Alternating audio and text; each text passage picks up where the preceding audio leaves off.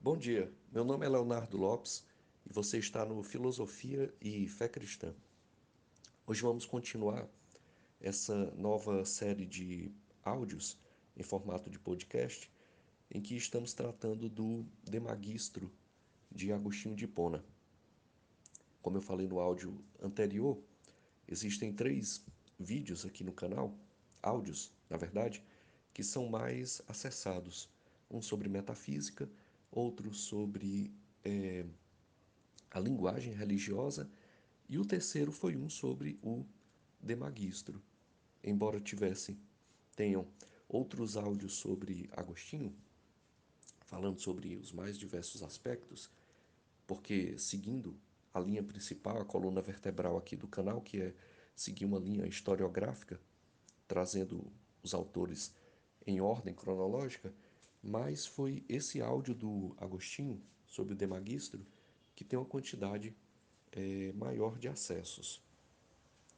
E aí, agora vamos expandir isso um pouco mais, trazendo em cada áudio o capítulos dessa obra do Agostinho, chamado O Mestre, no original latino De Magistro, que foi escrita no ano de 389 depois de Cristo, 3 anos depois da conversão dele. E aí vamos passar logo aqui ao áudio. E no áudio passado trouxemos o parágrafo 1 do capítulo 1, que foi o áudio 49 do canal. Mas dentro dessa série, ele vai ter a figura, o thumbnail, acho que chama assim, a figura de capa, vai ser uma figura do Agostinho, e em cada título do áudio vamos colocar o número. Lá tem número 1, esse aqui é o número 2, indicando que é o segundo dessa série. Para quem quiser acompanhar e seguir, essa é a regra que vamos utilizar para organizar os áudios. E o hoje é o capítulo, aliás, o parágrafo 2 ainda do capítulo 1. E nesse capítulo, então, que é o capítulo 1, no parágrafo 2, eu tenho uma leitura desse texto em que o texto poderia acabar nesse capítulo 1. Eu digo que é uma leitura minha porque eu não encontrei isso, pelo menos não até agora. Se alguém souber, pode colocar nos comentários aí. Mas até agora eu não vi ninguém mais falar sobre isso. Porque nesse capítulo 1, aqui no parágrafo 2, e aí se o texto acabasse somente nesse capítulo 1, ele teria uma, duas, três páginas, em torno de 3 páginas, menos de 3 páginas e meia. Por quê? Porque aqui nesse parágrafo 2 o Agostinho fala da oração. E quando ele fala da oração, ele fecha a questão em termos da relação do homem, do ser finito, com o ser infinito, que é Deus. E na verdade é isso que o restante de todo o livro vai procurar explicitar. Mas por que que o Agostinho não acaba o livro aqui nesse capítulo 1? E ele ficaria sendo uma espécie de, talvez uma espécie de carta, uma epístola, algo do tipo, um breve fragmento. Porque o livro continua. Porque dentro do pensamento do Agostinho, temos aquela clássica fórmula: crer para compreender, compreender para crer. Quer dizer, tudo parte do crer. O crer, a crença, para Agostinho, e aí é uma crença específica, é uma fé específica na palavra revelada em Cristo como justificador dos nossos pecados. O crer principia todo o processo de conhecimento, mas não acaba no crer, porque é necessário, e no Agostinho é muito forte, dar razões da nossa fé. Quer dizer, a fé é racional. E ela é racional no sentido em que, crendo, nós podemos apresentar aos homens, a partir do nosso testemunho, de forma racional, utilizando a linguagem propriamente humana. Então é por isso que o texto não acaba aqui. porque ele precisa ser explicitado, ele precisa ser argumentado, é preciso que se deem razões. Mas essas razões, em certo sentido, já estão contidas principalmente nesse parágrafo 2, que é o que vamos ver hoje. Uma vez eu ouvi uma professora falando que, para o Agostinho, a oração ideal é a oração como está descrita aqui, nesse parágrafo 2, a oração em silêncio. Nós vimos no parágrafo 1 que para o Agostinho o falar ele tem duas funções, ou ele serve para ensinar, ou ele serve para recordar. Como nós não temos nada a ensinar a Deus, nem muito menos podemos recordar nada a Deus, então melhor seria que nos calássemos diante de Deus. De fato, essa é uma forma ou uma fórmula de como nos portarmos diante de Deus. Mas eu não diria, como essa professora falou, que essa é a forma ideal do Agostinho da oração. Porque na obra Solilóquios ele começa justamente com uma grande oração, uma oração muito interessante, com muito fervor, em que o cerne dessa oração é a palavra o ensinar, justamente. Ele diz: ensina-me. O que está em clara correlação, existem muitas correlações entre a obra De Magistro e a Solilóquios, porque justamente ele clama a Deus que o ensine, que o dê provisões para a viagem, né? A viagem aqui entendida como a viagem terrena. E é justamente isso, lá ele corrobora com a ideia aqui de que é um mestre interior que ensina, por isso que lá ele faz uma oração pedindo para ser ensinado, porque sozinho não consegue. E justamente isso, quer dizer, são duas formas de oração. A princípio diríamos isso. Uma em silêncio e outra sonante, por assim dizer. Aqui ele vai começar justamente falando sobre como deve ser a oração. É o parágrafo 2, ainda no capítulo 1. Então eu vou fazer como fiz no outro áudio e vou passar a leitura. Ele diz assim, o Agostinho: parece-te então que a linguagem não tenha sido instituída senão com o fim de ensinar ou recordar? E aí o Adeodato diz: poderia parecer, se não me movesse ao contrário, o fato de que, quando rezamos, certamente falamos, e no entanto não se pode crer que estejamos ensinando ou recordando algo a Deus. E aí o Agostinho complementa: julgo que não sabes que não por outra coisa nos foi mandado rezar em quartos fechados. Isso está expresso em Mateus 6,6. Expressão esta que significa o interior da mente, senão porque Deus não procura ser lembrado ou ensinado por nossas palavras, a fim de que nos conceda o que desejamos. Pois quem fala expressa exteriormente o sinal de sua vontade, por intermédio do som articulado, mas deve-se buscar a Deus e suplicar-lhe no íntimo da alma racional, que se chama o homem interior. Ele não quis que ela ele quis que ela, aliás, ele quis que ela seja o seu templo. Não leste no apóstolo? Não sabieis que sois o templo de Deus e que o Espírito de Deus habita em vós? Como está em 1 Coríntios 3,16. E que Cristo habita no homem interior? Como está em Efésios 3:16, 17. Nem reparaste no que está escrito no profeta: falai em vossos corações e arrependei-vos em vossos leitos. Ofereceis sacrifício de justiça e esperai no Senhor. Está em Mateus 6, 7, 13, assim como também Lucas 11, 1, 4. Aí continua Agostinho: onde pensas que se oferece o sacrifício de justiça, senão no templo da mente e no recesso do coração? E onde se oferece o sacrifício, ali também se deve rezar. Pelo que quando rezamos não há necessidade de locução. Está aqui o que havíamos dito anteriormente, né? Pelo que quando rezamos não há necessidade de locução. Isto é, de palavras sonantes. Justamente pelo que, vamos fazer uma pausa aqui e comentar, justamente pelo que havíamos explicado, né? O falar para o Agostinho tem duas razões. Ou ele serve para ensinar, ou ele serve para recordar.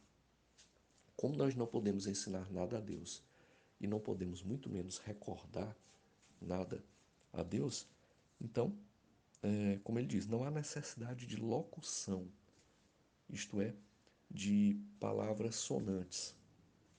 Eu sempre gosto de trazer aqui nesses áudios algumas lembranças minhas da época de graduação, da época de mestrado também, estou concluindo agora. E aí a maior parte delas são lembranças, às vezes, propriamente certas cicatrizes, mas volta e meia eu também trago algumas lembranças da minha caminhada cristã.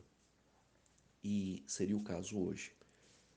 Essa oração em silêncio, e aí dando aqui um testemunho, eu já vi uma vez na minha igreja, aonde o pastor estava fazendo a pregação, estava acontecendo toda a liturgia do culto, e uma pessoa saiu da assembleia e foi até diante do altar e ela ficou parada,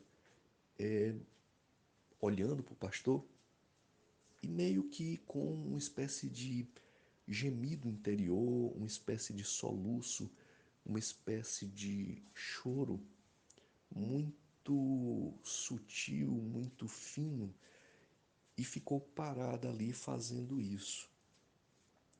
E aí o pastor parou o culto e nos disse que aquela pessoa estava, quer dizer, era a alma dela que estava, algo, eu não me lembro bem da expressão que ele usou, mas foi mais ou menos isso. Era a alma dela que estava falando, era a alma dela que estava chorando e que deveria deixar ela daquele jeito.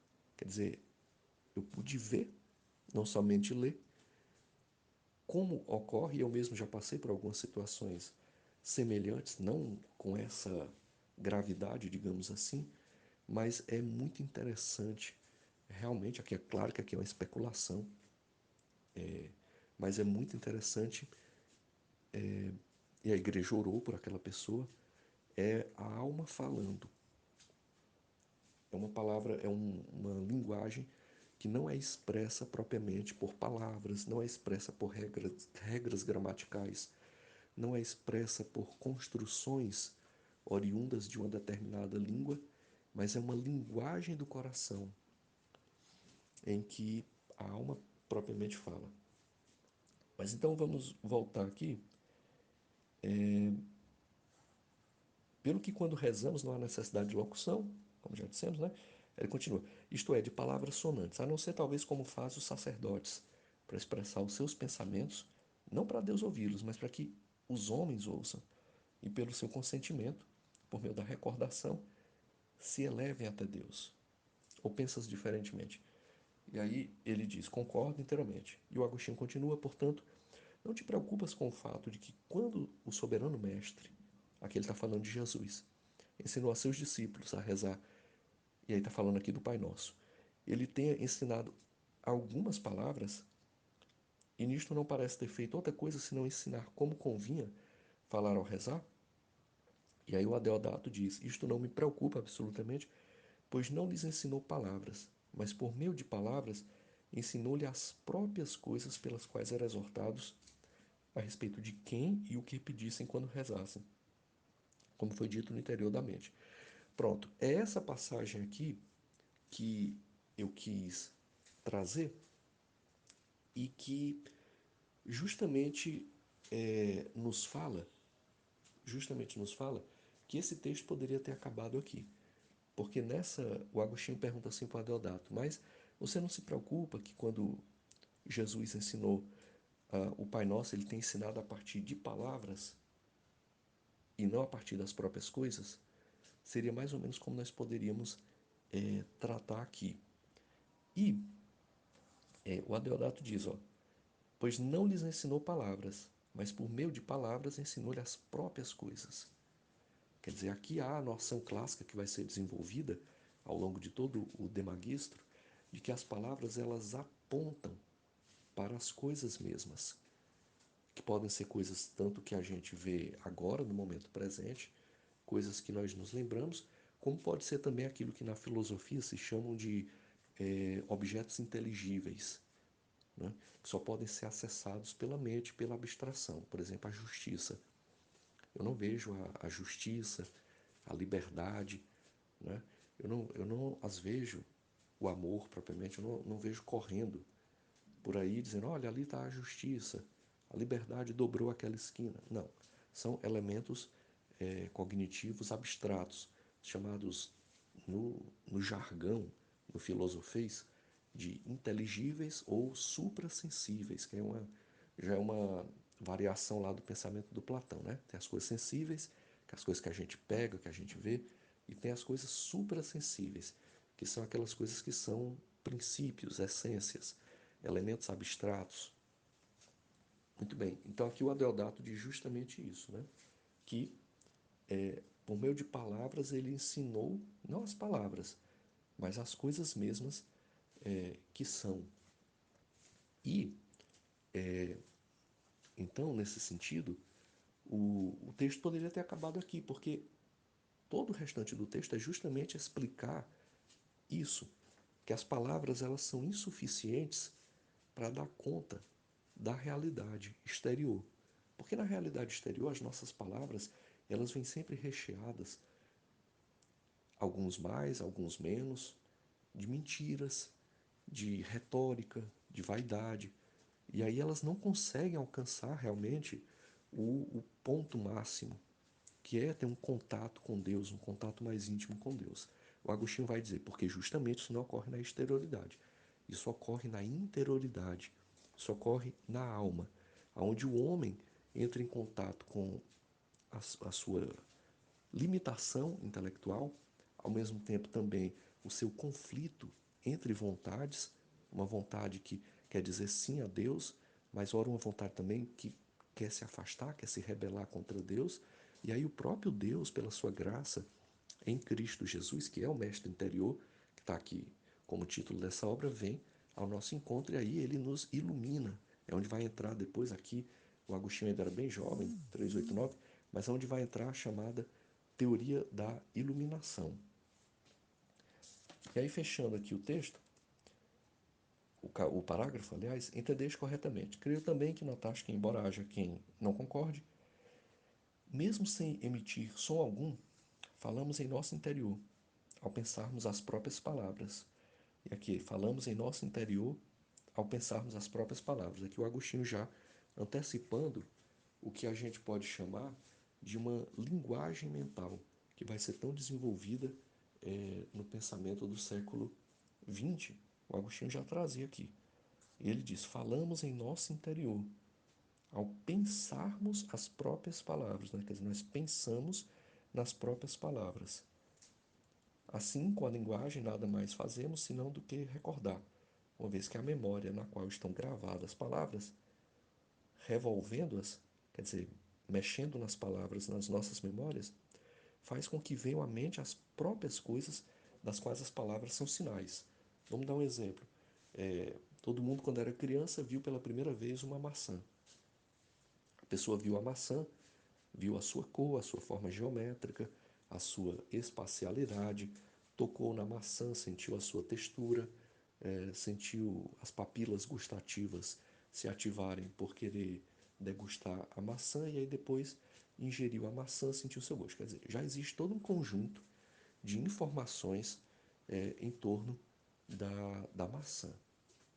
E mas não existe ainda a palavra, porque a palavra é a dimensão convencional, a dimensão social com que nós instituímos signos que nos remetem àquilo. Por exemplo, um bebê pode chorar querendo uma maçã, mas enquanto ele não tiver o som, o ruído, maçã, ou depois, quando ele souber a forma gráfica, escrever maçã, ele vai chorar e ninguém vai saber que ele quer uma maçã.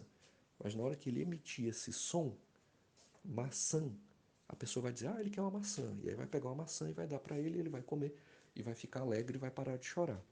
Então é justamente isso que está se tratando aqui, né? As palavras estão na memória e a memória revolve as palavras e faz com que venha à mente a imagem, que a gente pode chamar de imagem mnemônica da própria coisa, das quais as palavras são sinais. E aí essa seria esse parágrafo 2. Eu queria concluir aqui com uma passagem da Bíblia que eu acho muito significativa e que expressa bem essa noção do nosso falar com Deus. Existem outras, mas eu gostaria de trazer aqui ao final desse áudio essa palavra. Ela está em Gênesis 3, a partir do versículo 8. Eu vou ler a partir do versículo 8 e os versículos seguintes. Ao ouvirem a voz do Senhor Deus que andava pelo jardim, no final da tarde, o homem e sua mulher esconderam-se da presença do Senhor Deus entre as árvores do jardim. Mas o Senhor Deus chamou o homem perguntando: Onde estás? O homem respondeu: Ouvi a tua voz no jardim e tive medo, porque estava nu, por isso me escondi. Deus perguntou-lhe outra vez: Quem te mostrou que estavas nu? Comeste da árvore da qual te ordenei que não comesses? Respondeu então o homem: A mulher que me deu, deu-me da árvore e eu comi. E o Senhor Deus perguntou à mulher: Que foi que fizeste? E ela respondeu: A serpente me enganou e eu comi. A palavra de Deus nos mostra aqui que Deus faz perguntas a Adão e a Eva. É óbvio que quando o Senhor Deus passeava pelo jardim, ali na viração do dia, ele já sabia o que tinha acontecido. Ele não precisava perguntar a Adão, ele não precisava perguntar a Eva o que tinha acontecido. Ele já sabia que os dois já o tinham traído e desobedecido.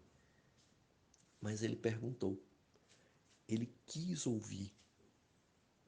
E é essa justamente a relação que nós podemos traçar aqui com o que foi lido em torno de uma oração silenciosa, em torno de uma oração como nos solilóquios e em torno dessa oração.